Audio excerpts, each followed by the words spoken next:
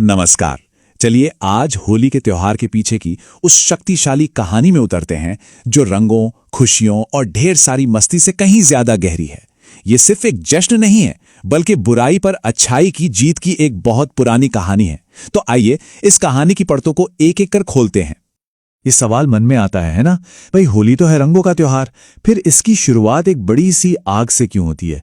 मतलब हम सब रंगों से खेलते हैं, लेकिन ठीक एक रात पहले लकड़ियों का एक बड़ा ढेर जलाते हैं जिसे कहते हैं होलिका दहन। तो आखिर इस आग का और उन रंगों का कनेक्शन क्या है? इस सवाल का जवाब छिपा है एक बहुत ही पुरानी और रोमांचक कहानी में। तो हमारी कहानी का जो सेंटर पॉइंट है वो है एक बहुत ताकतवर और अहंकारी असुर राजा हिरण्यकश्यप और उसका अपना ही बेटा प्रहलाद। ये असल में एक पिता और पुत्र के बीच एक असाधारण टकराव की कहानी है। एक ऐसा टकराव जिसने इस पूरे त्योहार को जन्म दिया। हुआ ये कि हिरण्यकश्यप ने बहुत कठोर तपस्या की और ऐसी शक्तियां हासिल कर लीं कि उसे लगने लगा कि उसे कोई मार ही नहीं सकता। वो अमर है। उसका अहंकार इतना बढ़ गया कि उसने खुद को ही भगवान घोषित कर दिया। अपने पूरे राज्य में उसने भगवान विष्णु की पूजा पर रोक लगा दी। उसका सिर्फ एक ही आदेश था, सब सिर्फ और सिर्फ उसी की पूजा करेंगे। और जरा देखिए कि उसका वरदान कितनी चालाकी से डिजाइन किया गया था। उसे तोड़ना लगभग नामुमकिन था।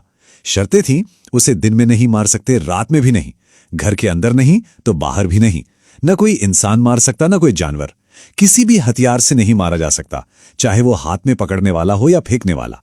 और तो और न जमीन पर न आसमान में। मतलब उसने अपनी मौत को हर तरफ से, हर एंगल से ब्लॉक करने की कोशिश की थी। और यहीं से कहानी में आता है असली ट्विस्ट। हिरण्यकश्यप का अपना बेटा प्रहलाद अपने पिता के सबसे बड़े दुश्मन यानी भगवान विष्णु का परम भक्त था। एक तरफ राजा अपनी पूजा करवाना चाहता था और दूसरी तरफ प्रहलाद हर समय नारायण नारायण का जाप करता रहता था। ये राजा के घमंड पर सीधी चोट थी। अच्छा, जब हिरण्यकश्यप को अपने बेटे की इस भक्ति के बारे में पता चला तो उसका गुस्सा 7वें आसमान पे पहुंच गया। उसने प्रहलाद को रास्ते से हटाने की न जाने कितनी ही कोशिशें की, लेकिन हर बार कुछ न कुछ चमत्कार हो जाता था। चलिए देखते हैं कि यह टकराव कैसे और कितना आगे बढ़ा। हिरण्यकश्यप ने सच में कोई कसर नहीं छोड़ी। प्रहलाद को पहाड़ से नीचे फिंकवाया, जहरीले सांपों के बीच छोड़ दिया, हाथियों के पैरों तले कुचलवाने की कोशिश की और यहां तक कि उसे जहर भी पिलाया गया। लेकिन हर बार प्रहलाद की जो अटूट भक्ति थी, उसने उसे बचा लिया। हर हमले के बाद वो सुरक्षित और मुस्कुराता हुआ बाहर आता और ये देखकर हिरण्यकश्यप का गुस्सा और भी ज्यादा बढ़ जाता। जब उसकी अपनी हर कोशिश नाकाम हो गई, तब हिरण्यकश्यप ने अपनी बहन होलिका से मदद मांगी। अब होलिका के पास एक खास वरदान था, एक ऐसी शक्ति जिससे आग उसे जला नहीं सकती थी। और बस यहीं से होलिका दहन की कहानी की नींव रखी गई। प्लान सुनने में तो बिल्कुल फुल प्रूफ लग रहा था। होलिका अपनी उस खास शक्ति का इस्तेमाल करेगी और प्रहलाद को अपनी गोद में लेकर जलती हुई आग के बीच बैठ जाएगी। इससे होलिका तो बच जाती और प्रहलाद आग में जलकर राख हो जाता। यह हिरण्यकश्यप का आखिरी और सबसे भयंकर दांव था। जरा उस सीन को इमेजिन कीजिए। एक तरफ धधकती हुई आग और दूसरी तरफ छोटा सा बालक प्रहलाद, जो मौत के इतने करीब होकर भी एकदम शांत था। वो बस अपने भगवान का नाम जप रहा था, नारायण नारायण। उसका विश्वास जरा भी नहीं डगमगाया। और फिर जो हुआ वो एक चमत्कार था। होलिका का वो वरदान जो उसे आग से बचाने के लिए मिला था, उसकी बुरी नीयत की वजह से फेल हो गया। आग ने होलिका को तो जलाकर राख कर दिया, लेकिन भक्त प्रहलाद का बाल भी बांका नहीं हुआ।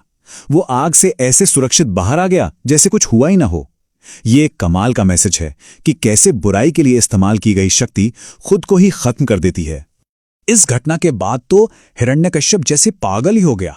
उसने गुस्से में प्रहलाद से चिल्लाकर पूछा, कहां है तेरा भगवान? क्या वो इस खंबे में है? और जैसे ही उसने उस खंबे पर अपनी गदा से वार किया, कहानी अपने क्लाइमैक्स पर पहुंच गई। और उस खंबे से जो निकला वो हिरण्यकश्यप के हर वरदान का एक सटीक और हैरान कर देने वाला जवाब था। भगवान विष्णु नरसिंह अवतार में प्रकट हुए, मतलब आधा शरीर इंसान का और आधा शेर का।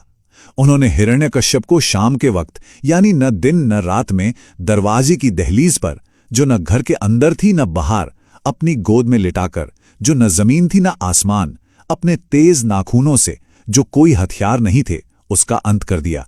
इस तरह उसके वरदान की हर एक शर्त का सम्मान रखते हुए भी न्याय हो गया।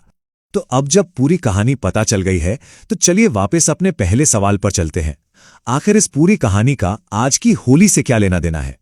आग और रंगों का ये रिश्ता क्या है? आइए अब इस कनेक्शन को समझते हैं। देखिए ये कितना सीधा और कितना गहरा है। होली से एक दिन पहले जो आग जलती है यानी होलिका दहन, वो उस दुष्ट होलिका के अंत का सिंबल है। ये हमारे अंदर की बुराई, अहंकार और नफरत को जलाने का प्रतीक है। और फिर अगले दिन जब धुलंडी पर रंगों से खेला जाता है तो वो प्रहलाद के बचने की खुशी है, भक्ति की जीत का जश्न है और उस आनंद का सेलिब्रेशन है जो हमेशा बुराई पर जीत के बाद मिलता है। तो अगली बार जब कोई होली की शुभकामनाएं दे या होलिका दहन की आग दिखे तो ये जरूर याद रखिएगा कि ये सिर्फ एक रस्म नहीं है, बल्कि आस्था, साहस और अच्छाई की एक अमर कहानी है। ये बात सोचने पर मजबूर करती है ना कि हमारी और कितनी ही परंपराओं के पीछे ऐसे ही गहरी कहानियां छिपी होंगी जिनके बारे में शायद हम जानते तक नहीं।